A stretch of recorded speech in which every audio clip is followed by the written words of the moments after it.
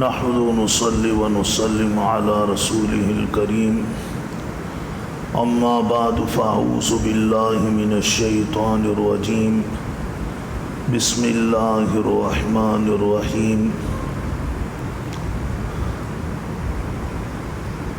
نتلو عليك من نبأ موسى وفرعون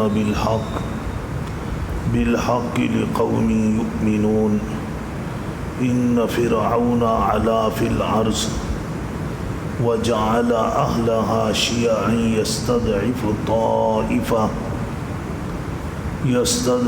طائفة منهم يذبح ابناءهم ويستحيي نساءهم انه كان من المفسدين۔ واجب الاحترام گرامی قدر معزز حاضرین محفل، آج کی تراویح میں سورۃ العنکبوت کا آخری حصہ، سورہ روم مکمل، سورہ لقمان مکمل، سورہ الف لام میم تنزیل مکمل اور سورہ احزاب کا ابتدائی حصہ تلاوت ہوا۔ آج کی تراویح میں ایک پارہ تلاوت ہوا۔ اللہ تبارک و تعالی آج کی تلاوت کو، تراویح کو، روزے کو اپنی بارگاہ میں شرف قبولیت سے نوازے اور بقیہ بھی تراویح، تلاوت، روزوں میں اللہ ہمارے لیے بہت سی آسانیاں پیدا فرمائے۔ یہ جو آیتیں مبارکہ میں نے آپ حضرات کے سامنے تلاوت کی ہیں، یہ سورۃ القصص کی ہیں۔ سورۃ القصص کل ہم نے تراویح میں سنی تھی، سورہ نمل کے بعد۔ سورہ نمل سے متعلق تو تھوڑی سی گفتگو آپ حضرات نے سماعت فرمائی، اور یہ جو ہمارا درس ہوتا ہے انتہائی مختصر اور اس میں منتخب گفتگو ہوتی ہے۔ باقی تو ظاہر ہے کہ قرآن پاک پوری انسانیت کی قیامت تک کے لیے رہنمائی کے لیے اللہ نے اس کو نبی کریم صلی اللہ علیہ وسلم کے قلب اطہر پہ نازل فرمایا ہے۔ اللہ پاک ہمیں پورے قرآن پاک کی تعلیمات کے ساتھ جڑنے کی اور اس پر عمل کی توفیق نصیب فرمائے۔ چند باتیں جو ہم اکثر درس میں جو کرتے ہیں، ان باتوں کا اصل مقصد یہ ہوتا ہے کہ قرآن پاک میں جو اللہ کے احکامات ہیں، ان احکامات پر ہمارے دلوں میں عمل کا شوق پیدا ہو اور یہ یقین پیدا ہو جائے کہ ہم قرآن پاک پر عمل کریں گے تو اس سے ہمارے دنیا کے کاموں میں انشاءاللہ بہتری آئے گی، ہمارے رزق کے اندر بھی برکت ہوگی، ہماری زندگی میں بھی برکت ہوگی، ہمیں باہر کا سکون بھی نصیب ہوگا اور اندر کا اطمینان بھی نصیب ہوگا۔ اصل میں یہ یقین پیدا ہو جائے تو پھر عمل تو ہم کر ہی رہے نا، دیکھیں زندگی تو ہم گزار ہی رہے نا۔ اب وہ زندگی آپ قرآن کی تعلیمات کے مطابق گزار لیں یا کسی اور کی تعلیمات کے مطابق یا اس کی رہنمائی کے مطابق گزار لیں، زندگی تو گزر ہی رہے گی۔ لیکن بس شیطان نے جو ہمارے دلوں میں ایک خوف پیدا کر دیا ہے کہ اگر ہم نے قرآن پاک کے مطابق اپنی زندگی گزارنی چاہی تو ہمیں معاشی اعتبار سے بھی نقصان ہو جائے گا اور ہم لوگوں کی نظروں میں بھی گر جائیں گے، ہمارے لوگوں کے ساتھ تعلقات خراب ہو جائیں گے۔ یہ شیطان نے ایک خوف ہمارے دلوں پہ سوار کیا، یہ خوف قرآن پاک نکالتا ہے، کیونکہ اس وقت پورے معاشرے کے اندر قرآن کے سوا اللہ کی باتوں پر عمل کرنے کا حوصلہ دینے والی کوئی کتاب نہیں، کوئی رہنمائی نہیں۔ ہر جگہ جو باتیں ہو رہی ہیں وہ سمجھیں کہ حوصلہ شکن گفتگو ہے۔ قرآن پاک ہمارا حوصلہ بڑھاتا ہے، ہمیں ترغیب دیتا ہے کہ آپ اللہ کے قریب آئیں۔ ماضی میں جیسے اللہ نے اپنے احکامات کو ماننے والوں کو اکیلا نہیں چھوڑا، اللہ نے ان کی مدد کی ہے، اللہ نے ان کی نصرت کی ہے۔ بظاہر اس وقت بھی جو نقشہ تھا وہ نقشہ بالکل برعکس تھا کہ جو بڑی طاقتیں تھیں جو اللہ کی نافرمانی میں اتری ہوئی تھی، ان طاقتوں کے پاس دنیا کی ہر چیز تھی، اور جو اللہ کے دین پر عمل کرنا چاہتے تھے ان کے پاس کچھ بھی نہیں تھا۔ لیکن انہوں نے حوصلہ کر کے اللہ کے دین پر عمل کیا تو اللہ نے کچھ نہ ہوتے ہوئے ان کو سب کچھ عطا کر دیا، اور جن کے پاس سب کچھ تھا ان کو اللہ نے زیرو کر دیا۔ قرآن یہ حوصلہ دی۔ آج آپ دیکھیے اللہ بتاتے فرما رہے ہیں نتلو علیک من نبأ موسیٰ وفرعون بالحق، نتلو علیک کہ ہم پڑھ کر سنا رہے ہیں آپ کو حضور اکرم صلی اللہ علیہ وسلم۔ کیوں؟ قرآن پاک براہ راست حضور اکرم صلی اللہ علیہ وسلم کے قلب اطہر پر اترا ہے، تو اللہ نے فرمایا نتلو علیک، ہم آپ کو پڑھ کے سنا رہے ہیں۔ کیا سنا رہے ہیں؟ من نبأ موسیٰ، حضرت موسیٰ علیہ السلام کا واقعہ، وہ فرعون جو فرعون کے ساتھ پیش آیا، حضرت موسیٰ علیہ السلام کا فرعون کا واقعہ بالحق، بالکل سچا سچا، اس میں کوئی سمجھیں کہ لفاظی نہیں ہے اور کوئی اس کے اندر اپنی طرف سے تصنع نہیں ہے، سچا واقعہ اللہ پاک سنا رہے ہیں۔ لیکن یہ واقعہ سن کر فائدہ کن کو ہوگا؟ لقوم یؤمنون، ایسی قوم کو جو ان باتوں پر یقین رکھے۔ میں نے آپ کو پہلے کہا جب بھی ہم دین کی بات سنتے ہیں تو ہمیں سننے سے پہلے بھی اور سننے کے بعد بھی یہ دعا کرنی چاہیے کہ اللہ جو باتیں ہم نے سنی ہمیں ان باتوں کا یقین نصیب فرما۔ تو اللہ نے فرمایا ان فرعون علا فی الارض، کہ فرعون زمین میں سرکش ہو گیا تھا، اور اس نے عوام کے اندر، لوگوں کے اندر اللہ نے اس کو اقتدار دیا تھا، بادشاہی دی تھی، تو اس اقتدار اور بادشاہی کا تقاضا تو یہ تھا کہ وہ اللہ کی زمین پر انصاف کرتا، لیکن اس نے بجائے انصاف کرنے کے اس نے غریب لوگوں کا استحصال شروع کر دیا، ان کے خون سے، ان کی ہڈیوں سے اپنی بلڈنگیں کھڑی کرنے لگا۔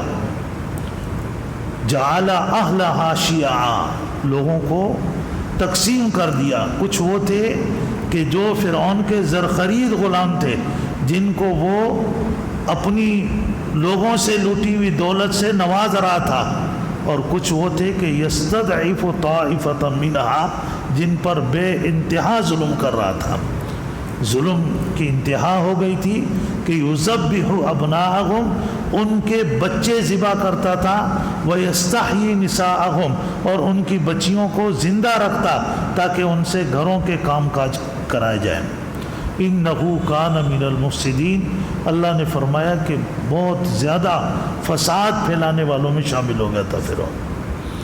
تو اب آپ دیکھیں یہ باتیں اللہ نے، ایسے فسادی آدمی کی طبیعت صاف کرنی چاہیے یا نہیں کرنی چاہیے؟ کرنی چاہیے۔ فطرت کی آواز ہے نا وہ، اتنا فساد اللہ بتا رہے ہیں کہ میں تو نہیں، کوئی اخبار کی سرخی تو نہیں کہ ہم کہتے ہیں اخبار والے نے جھوٹ لکھ دیا یا اپنی طرف سے جناب لکھتا ہے اخبار والا، یہ تو اللہ پاک بتا رہے ہیں کہ اتنا فسادی تھا، تو لہذا تقاضا اس بات کا تھا کہ اس کی طبیعت صاف کی جائے۔ اب اس کے لیے طاقت اس کے پاس تھی، لاؤ لشکر اس کے پاس تھا، خزانے اس کے پاس تھے، اردا گرد کے حکومتیں اس کو سپورٹ کر رہی تھی، سب کچھ اس کے پاس۔ لیکن اللہ فرماتے ہیں کہ ان سب چیزوں کے باوجود وَنُرِيدُ، ہم نے فیصلہ کر لیا تھا کہ أَن نَمُنَّ عَلَى الَّذِينَ اسْتُضْعِفُوا، کہ فرعون جن کا استحصال کر رہا ہے ہم ان پر اپنا فضل اور اپنا کرم کرنا چاہتے ہیں۔ اور وہ فضل اور کرم کیسے ہوگا؟ وَنَجْعَلَهُمْ أَئِمَّةً، ان کو ہم اوپر لائیں گے، ان کو اوپر لائیں گے، اقتدار ان کو دیں گے، دولت ان کو دیں گے، عزت ان کو دیں گے۔ وَنَجْعَلَهُمُ الْوَارِثِينَ، زمین کا اصل وارث ان کو ہم بنائیں گے۔ وَنُمَكِّنَ لَهُمْ فِي الْأَرْضِ، ادھر ادھر اطراف میں ان کو ہم مستحکم کریں گے۔ وَنُرِيَ فِرْعَوْنَ وَحَامَانَ وَجُنُودَهُمَا مِنْهُمْ مَا كَانُوا يَحْذَرُونَ، فرعون کو اور اس کے وزیروں کو اور اس کے لاہ و لشکر کو ان کا انجام بد ہم دکھانا چاہتے تھے، ان کو ان کا انجام دکھائیں گے۔ اب آپ دیکھیں کہ یہ سب کچھ ہو رہا تھا، اللہ تبارک و تعالیٰ نے فرعون کے اس ظلم و ستم سے بنی اسرائیل کو نجات دینے کے لیے، فرعون کا خاتمہ کرنے کے لیے اللہ نے کوئی لاؤ لشکر آسمان سے نہیں اتارا، فرشتوں کا لشکر نہیں بھیجا، اللہ نے صرف ایک کمزور ایک بچے کو پیدا کرنے کا فیصلہ کیا جس کا نام تھا حضرت موسیٰ علیہ السلام۔ یہ بچہ پیدا ہوا، اور آپ دیکھیں کہ یہ قرآن پاک نے ہمیں بتایا، لیکن فرعون نے ایک خواب دیکھا، تفسیر میں لکھا ہے فرعون نے خواب دیکھا کہ آگ آئی ہے مصر میں، اور وہ آگ میرے جتنے بھی مقرب ہیں، قریبی ہیں، جن کو قبطی کہا جاتا تھا، جو فرعون کی فیملی کے لوگ تھے، ان کے گھروں کو جلا کے خاک کر دیا اس آگ نے، اور بنی اسرائیل کے کسی گھر کو بھی ٹچ نہیں کیا۔ تو اس نے یہ خواب اپنے دربار کے ان لوگوں کو بتایا جن کو اس نے رکھا ہوا تھا اس طرح کی تعبیریں بتانے کے لیے کہ اس خواب کی تعبیر کیا ہو سکتی ہے۔ انہوں نے ان کو کہا کہ خواب کی تعبیر تو بالکل ظاہر ہے کہ تمہیں خطرہ ہے، تمہارا اقتدار ختم ہوگا، اور اس کا بظاہر جو اسباب بنیں گے اس کے بنی اسرائیل کی طرف سے بنیں گے، تو لہذا بنی اسرائیل کا استحصال کیا جائے تاکہ یہ اس پوزیشن میں نہ رہیں کہ تمہارے اقتدار کو ختم کر سکیں۔ لیکن اس کو کیا پتا تھا کہ میں یہ استحصال کروں گا یا میں ان کو کوئی نقصان پہنچاؤں گا، میں اس خطرے سے بچ جاؤں گا۔ یہ فیصلہ تو اللہ کا تھا، اللہ کے فیصلے کو کوئی دنیا کی طاقت نہیں ٹال سکتی ہے۔ اللہ نے فرمایا فیصلہ ہم نے کیا۔ وہ حضرت موسیٰ علیہ السلام کی پیدائش روکنے کے لیے تقریباً کوئی 70,000 بچے اس نے ذبح کیے کہ موسیٰ علیہ السلام پیدا، حتیٰ کہ تفسیری روایات میں لکھا ہے کہ اس کو یہاں تک بتایا گیا کہ آج رات وہ بچہ باپ کی پشت سے ماں کی رحم کی طرف منتقل ہوگا۔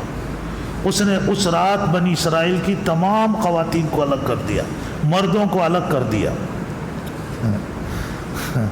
اور پیرے پر کس کو لگایا؟ حضرت موسیٰ کی والدہ کو اور ان کے والد کو۔ اللہ کی حکمت نے اللہ جو فیصلہ کرنا چاہا، جس کو اس نے پاسبان سمجھا تھا اپنا، وہی اس کی تباہی کے جو ہے تباہی کی بنیاد انہی کے ہاتھوں سے رکھی گئی جن کو وہ پاسبان سمجھ رہا تھا۔ وہی ہوا کہ جس رات صبح جب ہوئی تو اس کے زرخرید نجومیوں نے اس کو اطلاع دی کہ جی رات وہ بچہ باپ کی پشت سے ماں کی رحم میں منتقل ہو چکا ہے۔ پھر اس کا یہ فیصلہ تھا کہ اب جو بچہ پیدا ہوگا اس بچے کو قتل کیا جائے۔ تو بہرحال اس میں قتل عام شروع ہوا، قتل عام ہو رہا تھا، اور انہی دنوں میں حضرت موسیٰ علیہ السلام کی ولادت ہو گئی، موسیٰ علیہ السلام پیدا ہوئے۔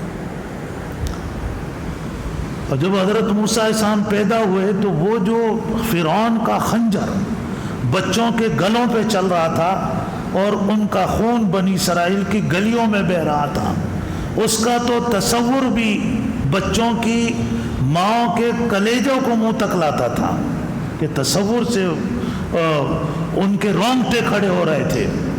جب حضرت موسیٰ علیہ السلام پیدا ہوئے تو حضرت موسیٰ علیہ السلام کی والدہ کے آنسو نہیں تھمتے تھے، اپنے بچے کا معصوم گلا دیکھتی، پھر فرعون کا خنجر سامنے آتا تو ان کی چیخیں نکل جاتی۔